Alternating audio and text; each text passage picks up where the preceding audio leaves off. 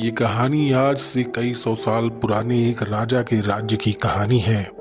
एक बड़े से राज्य के किनारे एक छोटा सा गांव हुआ करता था और उस गांव की सरहद एक बड़े घने जंगल से सटी हुई थी।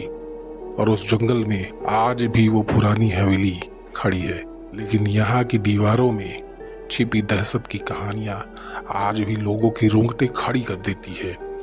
कहा जाता है सैकड़ों साल पहले यहाँ एक राजा अपने मंत्री प्रजा के साथ राज्य करता था।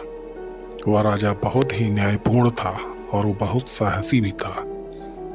पर एक रात जब पड़ोसी राज्य ने राजा के राज्य पर आक्रमण कर दिया तो हवेलियों में युद्ध के साथ साथ चीख पुकार खून खराबा होने लगा। उस रात हवेली में कई निर्दोषों की मृत्यु हुई।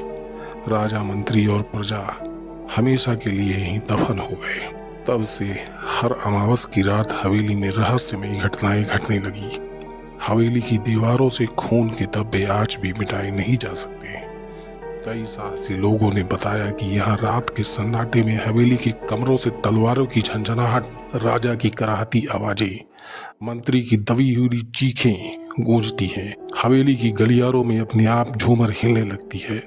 तस्वीरों से खून की आंसुएं बहने लगती है और कई बार किसी अनजान साये की झलक दीवारों पर दिखने लगती है।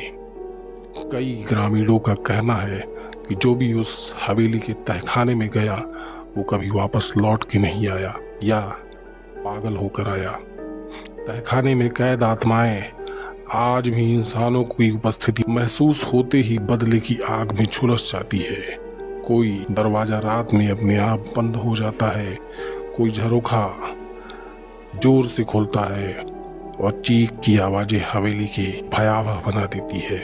आज भी गांव का कोई व्यक्ति दिन ढलने के बाद उस हवेली के आसपास नहीं दिखाई देता। बच्चों, जवानों और बुजुर्गों को ये बात पीढ़ी दर पीढ़ी समझाई जाती है, शाम के बाद हवेली के आसपास मत भटकना, नहीं तो वहाँ की अतृप्त आत्माएं तुम्हें कभी वापस आने नहीं देंगी।